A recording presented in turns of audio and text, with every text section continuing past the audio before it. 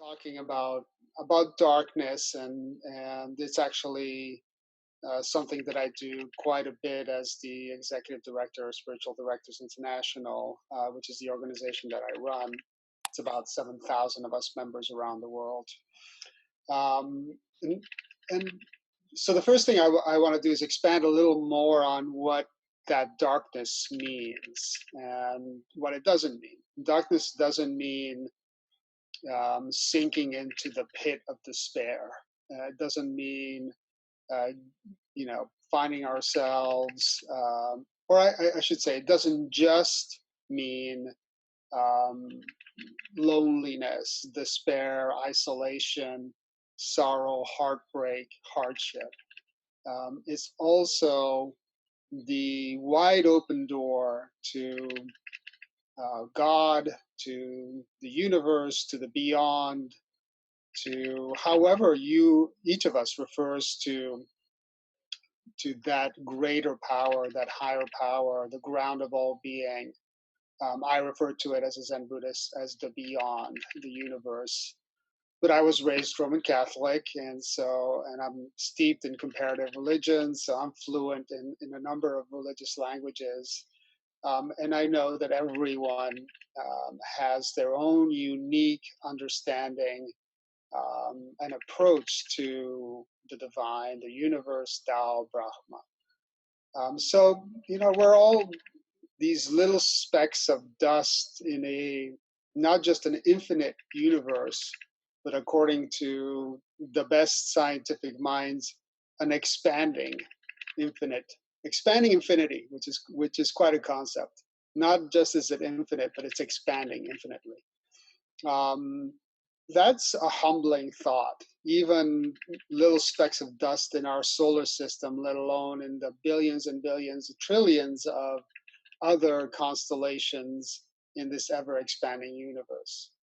So we are born as incarnate beings from these tiny particles, and that's the constant in our life. Our essence is universal. Our essence is godly. Our essence is eternal in many ways. So when we steep ourselves in darkness, quote unquote, we're really steeping ourselves in our inherent essence, our God essence, our Buddha nature, our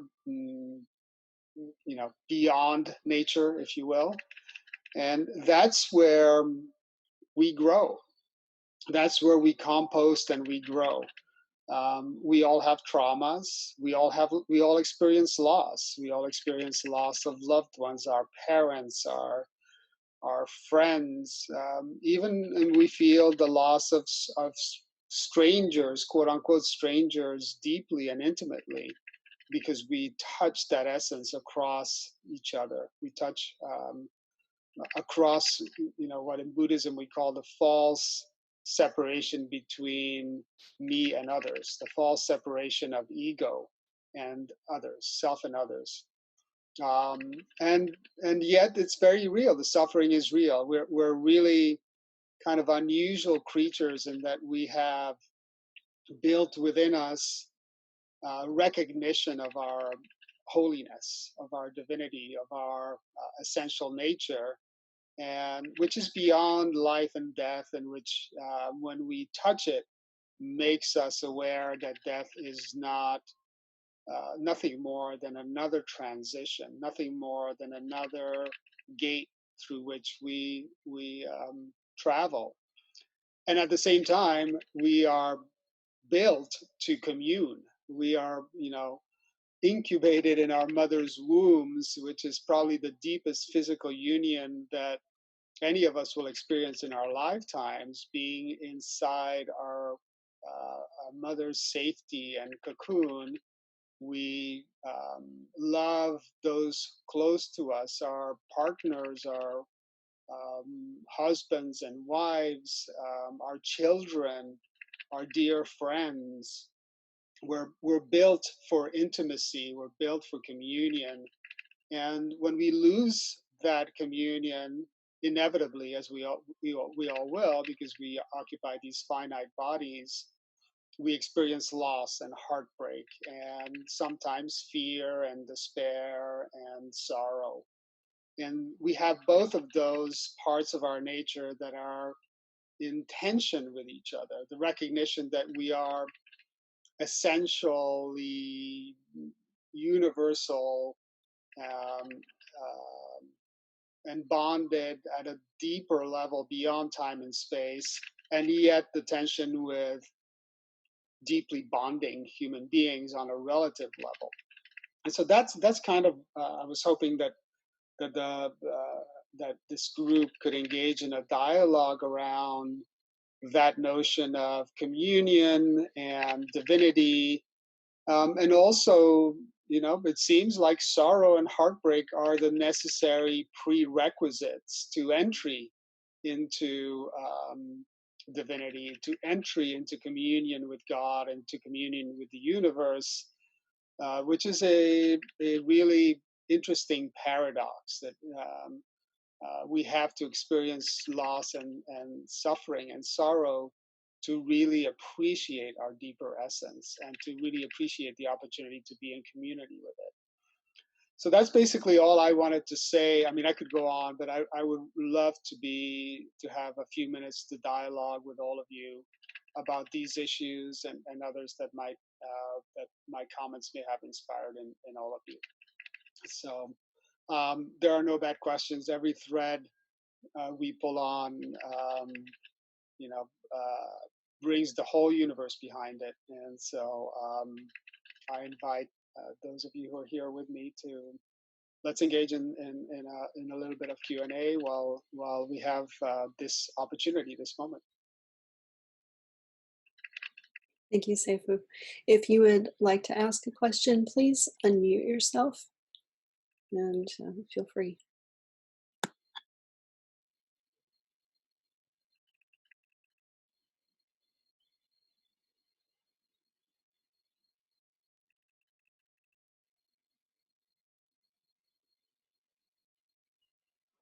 So I'm a Zen priest. I'm perfectly happy to sit in silence for the next 10 or 15 minutes if you want. Um, I don't know. I mean, I guess let me ask with a question for all of you. I don't know where each of you are, but how are you experiencing um, the social alienation that we all are to some extent, and how are you tilling that ground? How are you cultivating the dark earth, the darkness, if you will? Not especially now, at least for those of us in the northern hemisphere. Spring is here and things are in full bloom everywhere. What does full bloom look like for you? Yeah, let me speak up just a bit. Um, for me, the isolation is actually pretty easy. I'm accustomed. I live alone. I'm accustomed to it. I've made the jump pretty easily to Zooming with my friends. I really appreciate people like Will and Cynthia bringing us these meditations and these online experiences, and I have a really strong opportunity right now to take part of them, and I really appreciate that. In contrast, I think of the isolation of people in hospitals, on ventilators, which I find to be really an odd thought, knowing how few people actually get off those ventilators and the aloneness and the isolation that's very real and very graphic for them. And I don't know what to do with that. I can't say I feel sorrow exactly, but I certainly feel confusion. Are we doing right by these people? What is it that we can do physically and spiritually to make this the best experience we can have? Yeah, that's thank you for that, Pam. It's what is ours to do? What can we do in this particular time to help the many who are really struggling with this, who are struggling with health issues, with being in a hospital, being, and not just being in a hospital, but being separated from your family and unable to see your loved ones or have them visit you as you struggle, and unfortunately with mortality for many people. And my answer, I mean, and I don't have an answer, is of many possible answers, is to do what we're doing right now, which is to engage in communion with each other, and to engage in communion with those who are struggling. A lot of my practice is to speak to those who are feeling despair, who are feeling loss, who are feeling alienation and loneliness. And what I've found, spiritual directors, spiritual companions, it's very difficult in one way and very easy in another, because all we have to do is listen, right? Active listening, deep listening, and it's amazing how effective that is. We all want to be witnessed. We all want to be heard. And so,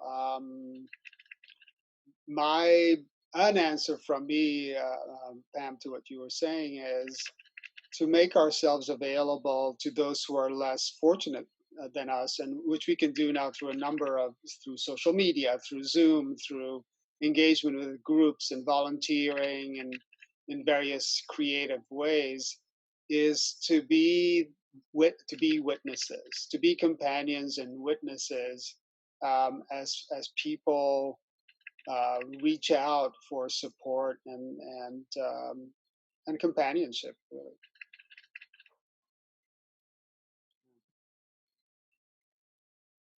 Thank you. I have a question or a thought, which is, I think that a lot of people in Western society are very uncomfortable with sitting with pain and want to quickly transform it into something else. And um, I found that that doesn't work very well if I try to rush the process. How can you speak to perhaps like the practices we might have around the pain which is inherent and is just going to arise? Yeah, yeah. So I have 6 children, and I'd say one of the main lessons that I've tried to teach them all is perspective, right? So very often, they'll come and they'll say, "Oh, someone's been mean to me, or I've had my heart broken, or I've lost my job. I don't know what to do with my life," or sometimes more serious issues. A friend of mine died unexpectedly. All of these, and so their suffering and their loss and their pain, Laura, is very real, obviously, and yet, and we can't change the essence of it, but we can always change our perspective on it, right? And so meditation, contemplation, prayer, however each of us, some people run or jump out of airplanes, others walk through nature, or they dance, or they pray, or there's so many different ways to get in the groove. And what happens in my experience is when you emerge from that period of contemplative immersion, however it manifests for you, you bring a new perspective to it, right? You can look at any one thing from 10 different perspectives. And we had, my wife's mother passed away 2 or 3 weeks ago. And any of you who have experienced the loss of someone dear to you, it's waves of grief, right? It kind of washes ashore with great intensity and then recedes a little bit. And you have great memories of that person. And then you have some difficult issues that you now feel are left unresolved forever. Um, and perspective changes, right? How did she feel, this person that I loved so dearly? moving on and no longer being able to commune and communicate with us.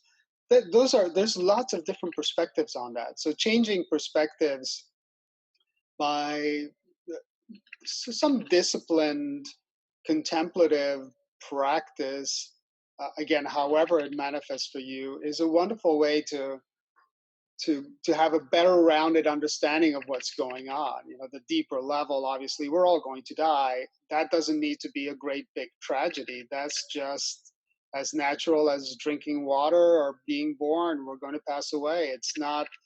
It doesn't need to be a tragedy. And so, why do we look at it as a tragedy? Well, what do we fear? We fear the loss of things, the things that we have, the love of our children, our partners. What is it that we fear? What is driving our fear? So I'd say shifting perspectives is a wonderful tool to come up with a better rounded appreciation of whatever is painful for us. Thank you. Yeah, no, thank you. We have just another minute or two. Does anyone One else? last question, anyone? Okay, well, so I wish you all well, and I wish all of the people that you touch well, and you know, these small ripples in the pond extend to the ends of the universe and beyond, and so we all have a role to play in being as kind and compassionate and understanding as we can be, and the ripples of that kindness spread forever in one way. And so may you all be well and healthy, and may we all grow in our maturity and understanding and our perspective. So thank you all very much.